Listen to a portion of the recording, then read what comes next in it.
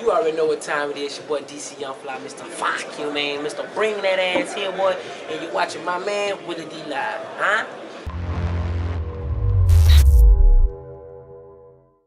Welcome to Willie D Live. I am Willie D, and we out here on location right now at the Sheraton Brook Hollow in Houston.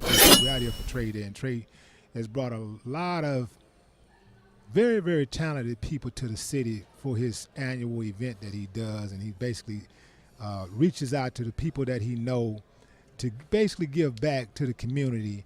And so this is why I'm out here, and this is why everybody's out here in H-Town today.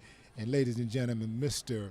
Bring That Ass Here. Fuck you, man. Is in the building. You dig what I'm saying? What's up, man? What's DC going on Young, with it, man? DC Young Fly. Yes, sir. Man, how you feel, dog? Man, it's a blessing, man, to be out here to give back to the kids. You know what I'm saying? Like, I'm from Atlanta, but my boy Trey, he always does this. You know what I'm saying? I told him, I was a part of it last year. Right. I told him, man, every time you do it, man, as long as I ain't busy, man, I'm always down, man. You know what I'm saying? To give back to the kids and see a smile on their face, man. You know what I'm saying? Because a lot of kids look up to us. That's real cool, man. One of the things, I mean, you, of course, you do your comedy thing, and you got a huge following. You started off with the Vine thing, right? Yeah, I started off with the Vine, man. And Yeah. my boy Fat and Paid put me on, man. And then I just merged over from the Vine to the Instagram because it had more seconds. Right. Yeah, so once I went on Instagram, it was over with. It was over with from that point on.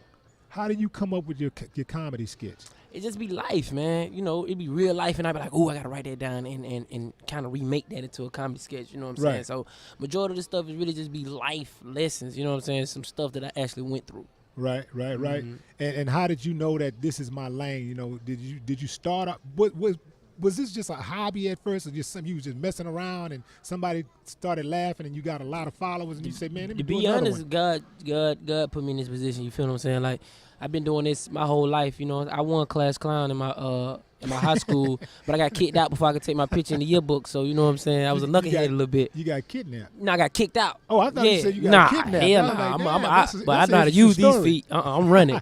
You know what I'm saying? But now, man, it was just a blessing, man. I've been like this my whole life. You feel what I'm saying? Like, normally comedians, they never choose to be a comedian. It Right. kind of like chooses them. You know what I'm saying? So and it chose me, and I ran with it, and I never looked back. Where you get your material from? Life. Like I said, just life, period. You know what I'm saying? Yeah. It's just watching movies, and sometimes you can just expand your mind by looking at something, and you be like, oh, I remember something like that happened to me. You feel what I'm saying? And then try to recreate it into a skit. You feel what I'm Right. saying? So it just be life, just everyday life living. Right. I got a lot of friends who are comedians, man, and many of these dudes are brilliant. Most people that I find it interesting that most people look at comedians and all they think about is jokes. Everything. That's they it. think everything is a Nah, joke. it's not a joke. And so when it's good to see people like you come out, people that's on the level that you're on, come out and do something that's serious and that's necessary, and that's giving back, giving that energy back. Is that something that you grew up with? This is just something that you. It's like, cause I'm from the hood, man. You know what I'm saying? And to be honest, like people really never came. Like, I'm from Atlanta, so it's kind of hard for me to pick and pinpoint like somebody famous or somebody that we looked up to who have came back to my community and kind of like did something for my community or like just really reached out to the children. So it's kind of hard. So anytime that I can do that, I always want to be a part of. So when these children grow up, they like, man, I remember when so-and-so came to the neighborhood, man. He was real, man. You know what I'm saying? He took pictures with everybody, you know what I'm saying? Gave dollars all out to the kids. Like that's something they can remember over the years on that they can actually tell their friends. You know what I'm saying? Like, I want to be able to grow up and tell my children, like, man, I remember when so-and-so came to the hood, man. You know what I'm saying? He gave back. That's why every time he put out something, I got to make sure I be a part of it to help, you know what I'm saying, better brand him because I know what type of person he is. You feel what I'm saying? So it really don't do nothing but help your brand.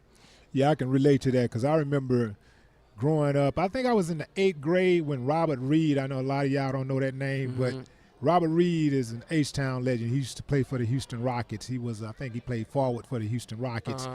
And he came to our middle school once, and he spoke, and he just had everybody's undivided attention. Now, we've had politicians come to the school, and we've had businessmen come to the school, but it was like, and we've had ex-convicts come to the school and try to warn students, hey, this ain't the life you don't want this. But when Robert Reed came there, man, people listened, and he had everybody's attention. The girls were going crazy, and the dudes were like just mesmerized. I was like, man, that's real cool. Now, And you see how you remember that to this I day. remember, and the feel thing that? is that I was like, yeah, I'd like to be like that. As basketball obviously was not my lane, but I chose rap. But the thing was, what was weird about it was that it was only 10 years later that I was that guy in that same gymnasium talking to students at my middle school. I had no idea that I'd reach that type of level, because think about it. At this point, I'm the class clown. I'm a class clown too, you know, and I'm getting in trouble all the time, and I'm really one of the ones the teachers and stuff looking at like, he ain't gonna make it. He ain't gonna make it. He's smart, but he ain't gonna make it. He ain't gonna make He it. wanna fail. Right. But it was just real surreal, man, when I went there to that school. I walked in those doors 10 years later, and I got the same type of response. You know, little girls going crazy, the guys is just going like, oh man, everybody's just really right, giving it up. And then I also felt a certain sense of connection and responsibility, being that I walked through those same doors, and that's why I know that if I can do it. I mean, people say that all the time, and they know they be lying. Sometimes people just be lying. Man, I just built a rocket. You ain't gonna be able to do it. Yeah. You know, like, but I know that it's possible that you can do it too. You know what I'm saying? Like, it's like when I go back to my old schools, like old teachers and stuff, they like, boy, they're talking about especially the ones I really gave a hard time to. They like, boy, that's crazy. Like, I didn't even see this. Right. Like, you know what I'm saying? Like, that's crazy, boy. Like, you was him. Right. You was him who Right. got on everybody's nerves. You was him always into some. You was him. Now look at you right now, man. Like, it's crazy. Like, even to hear them say that, it's like, Right. shit, yeah, it's crazy. Like, I like it every day because it's a blessing. You feel what I'm saying? But it's like, it's surreal where it's like, damn, man, it's really happening, and it's like, this shit is. It's what it is. Right. You know what I'm saying? It ain't really no ifs, ands, buts about it. And you can't beat around the bush. It's exactly what it is. And it's up to you to keep it going and to prosper. Yeah, it's going down too. When you went to school, what was your favorite subject? Math.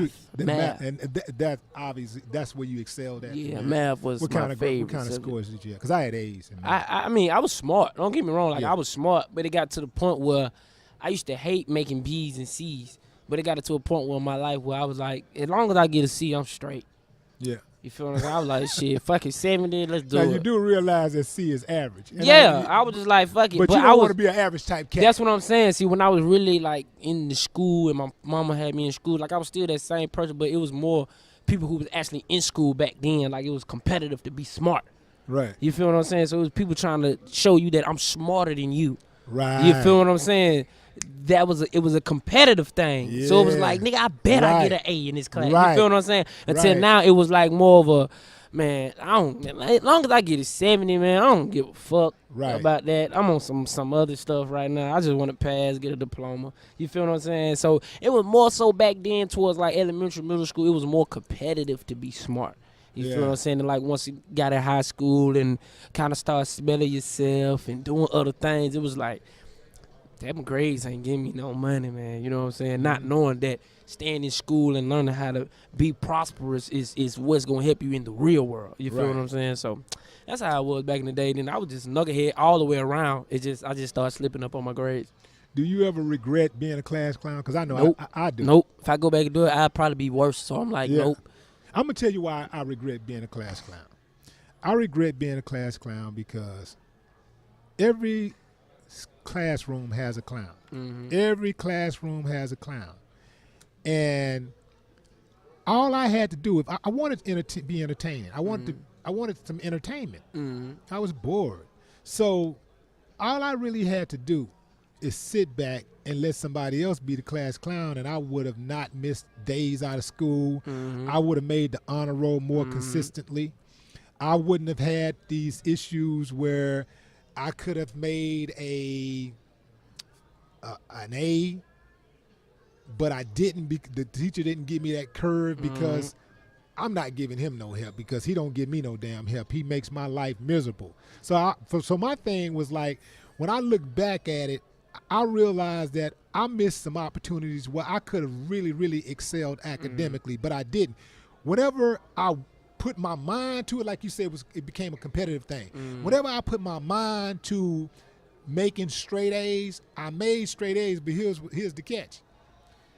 Anytime they used to announce the straight A students on the PA system, so they would say, and Willie Dennis, and everybody just look around like, man, what you do? Threaten the teacher? What you beat up somebody or something like that? Because they didn't think I was smart. Right. And so my thing, it made me realize is that the joke was really on me all of those times. People wasn't laughing with me; they was laughing at me, and I don't like people laughing at me. See, that was the purpose of me. See, I was more of a roaster and just a class clown. So it really didn't matter when people was laughing at me because I would roast somebody. You want them to laugh at you. I would roast somebody, and then now people are laughing Right. at you. You know what I'm saying? Right. Me being the class clown was probably like the best thing instead of me being like the fighter or just the all out bad kid. You know what I'm saying? Like, cause I really had like teachers and principals were scared of me because I was powerful in their type of words. You feel what I'm saying? Because they like, if we let him slide, a lot of people gonna think they can slide. Right. And if we allow him to do that, a lot of people are gonna think that they can do that. Or we allow him to take over the class and have all these people just doing whatever, got all eyes on him, he's a little bit too powerful. So we gonna have to shut him up a little bit or kick him out or suspend him or doing stuff like that. To be honest, back in the day, it was, man, I had so much fun just knowing that I'm finna go in here and just do what I want to do. You know what I'm saying? This was a job to you. Yeah, it was fun. Was personal. It was fun. It was more of like I go in class but the crazy part about it, this is me though. I would do my work and then do what I want. So it was kind of like I was playing the system against. It was like, how can I really do what I want without them really getting on me saying I'm this and that? Okay, cool. So I shut them up on this and still do what I want. I just want to see what they're gonna say. Right. So I do my work and then I act up. Right. So they was like, well, if we can't really expel him because he doing his work, but he just an asshole. Right. So it was like, you know what? Give him a couple detention. Send him ISS or something. Or just, you know what? Just let Whitfield do him shit. Fuck it. You know what I'm saying? Right. More so it was like, all right, Whitfield. Because I'm a good person. Like, I try to get all my teachers on my side and stuff. Like, once I got my teachers on my side, it was over with. I probably had like 3 teachers who didn't like me like my whole school year. Like, literally, Right. like, I don't like you, little boy. Right. Other than that, all my teachers love me. And I think that's probably what saved you and made you not have to go through some of the things that I went through because my teachers didn't like me. Most of my teachers didn't like me because I was violent. I used to fight all the time. So that kind of like, that coupled with being a class clown, acting out, disturbing the class, got me in a little. But the crazy part about like all that came and bit me in the butt, you know what I'm saying? Like majority of all my high school disruptions came to bit me in the butt because I ended up getting kicked out of school because I was selling weed in school. So I ended up getting kicked out of school for having weed on me. Who told on you? I don't know to this day, man. I don't think nobody told on me. I was already being picked on because they thought I sold candy. Okay. You know what I'm saying? Because, you know, selling candy in high school was kind of like the thing, like hustlers and stuff, like was selling candy. No, people come to school high all the time. Right. I buy people who got candy all the time. You know what I'm saying? I used to sell candy. Big chips, folks used to come there with Yeah. chips and juices, get sold out. I'm talking about just, it's crazy. You know what I'm saying? So they thought I sold candy and I don't sell no damn candy. I sell weed. You feel what I'm saying? So it was, he came to check me, he went in my book bag, and when he grabbed my pouch that had 16 grams of weed in it, my heart hit the floor. My heart hit the floor. So did you go to jail for it? Yes, I did. Wow. Yes, I did. I got locked up in school. That was my first time ever being locked up. I got locked up in school. Did you get a diversion program or deferred adjudication? No, I had to They go just put to it a on your I had to go to an alternative school. So I left that school, ended up going to another alternative school where they send all the troublemakers at. Right. So now I'm like, I'm definitely not finna graduate. Somebody gonna try me. I'm going here punch them in their face. Like that's what it was. I ended up getting kicked out of that school twice, but I ended up still graduating on time. It was my 12th grade year was just crazy. Yeah. The last year I got was probably the most troublesome year. Yeah. Bring that ass here, boy. How Fuck you come up you, with man. Man, How you come up with that? It was just a roast, man. You know what I'm saying? I was like, I need something to stamp it. So I was like, I'm going to just come up with this, man. You know what I'm saying? And before you know it, I had the whole world saying, I said, I need something to stamp it. I said, I'm going to say, bring that ass here, boy. Before everyone, I'm going to say, fuck you mean at the end. And before you know it, it was just a trend. Folk just started picking up on it. Did you trademark it? Yes, I did. Yeah. Yes, I did. So I'm sure you got. I haven't seen the shirts and stuff, but I know you got. The It's shirts. coming, man. It was. I got so much Come stuff. on, in. dog. It's coming, man. Cause you know I wanna make sure it's the right way when I brand it out. Cause you know I got a lot of kids. A lot of parents not gonna buy their kids with a bring that ass here boy shirt. You feel what I'm saying? A lot of kids. When think about it. When I was in school, like my alternative school, they used to send us home cause we had nowadays they got the holes in the jeans. Mm-hmm. He used to send us home. Like literally, we'll get there at 8:45 and he'll say, go home. You got holes in your jeans. So you know what I'm saying? Like certain schools ain't gonna allow like curse words on their shirt inside their school.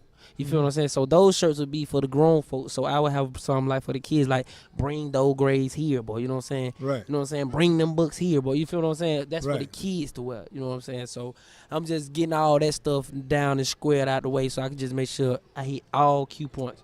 You know what I'm saying? So I want to make sure it's all the way right before it come out. Yeah. So what's your plan? I mean, I know you plan on doing television, right? Yeah, I done Because did primed it. for it. I done did television. I'm on Yeah? television right now. It's Where? called Wild 'N Out MTV. It's on MTV Okay. too. Yeah. Wild, Yeah, Wild 'N Out. I don't. Yeah, I understand. We're gonna get him help. We're gonna get Willie D help, Well, man. you know, I used to watch it all the time. We're gonna get Willie I used to D watch help. it all the time till they moved it to MTV too. I think in the beginning it was on MTV One. Mm-hmm. And so, you know, and then I just don't watch a whole lot of television lately anyway. right. But yeah, that's an entertaining show. Okay, Funny so show. we got Wild 'N Out on MTV. I got my new movie, Almost Christmas, come out in November. I'm in the new edition movie. What else coming out? Man and Wife with what her name? Taven David Man. What's her name? Off Demetra Brown. is it Tamala and Tamala. Yeah, that's a Yeah. Tamala. They cool people too. Yeah. I'm on their show. I think it airs in August or something. So I'm just trying to stay in the mix, man. You know what I'm saying? So then Wild 'N Out come back on August 8th, August 4th. Then I go back and reshoot it again next year. So we just trying to stay in the mix. Man, you in the mix. I'm damn trying to stay. shit. Most stand-up shows, You ain't in the mix. You most cooking. stand-up shows, more sketches, more YouTube videos, more movies. You know, so it's just I'm just trying to make sure I'm in the mix. I don't care where it's at. So you got your assistant yet? You know, because I know a lot of times. Yeah, you I'm guys my, are doing my- everything on your own. My payroll is already up, so people can quit asking me for jobs. I ain't got a job for you. You ain't Right. have a job for me. Right. So, unemployment. You know they still give out checks for unemployment. You better go stand in line. Come on, dog. I know you ain't doing it like that. You put Hey. people on. You put I people on. put my people on. Right. I don't put people on that I don't know. Well, how do you get these people to become your people? You didn't always know them, did you? It's not really saying that I don't put people on that I don't know. Right.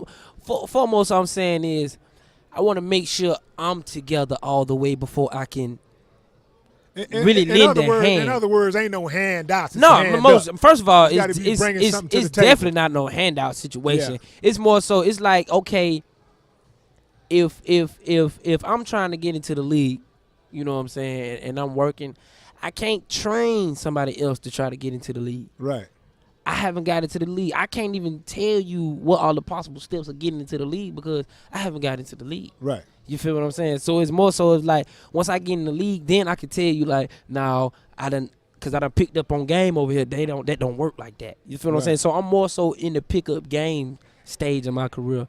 For when you see me 3-4 years later, then I'm gonna sit down. Cause I got a couple M's. You know what I'm saying? And a couple of $100,000 to invest into somebody. You feel what I'm saying? Right. But other than that, I'm in the pickup game type of stage. Well, for right now, relationships, you know what I'm saying? I got to make sure I have good relationships with people. Make sure that your first impression always the best impression. And I got my own homeboys, and I got my own people that out there who I know is smart and who is capable of that I'm putting on first. Right. It makes sense. You feel what I'm saying? Like that, it makes sense. That's who I can't sit here and say somebody was like, man, put me on being a stand-up comedian. Brother, I only been doing it for 2 years, brother. Right. I haven't sold out no shows. Right. You know what I'm saying? You don't see my name on New York billboards and posters.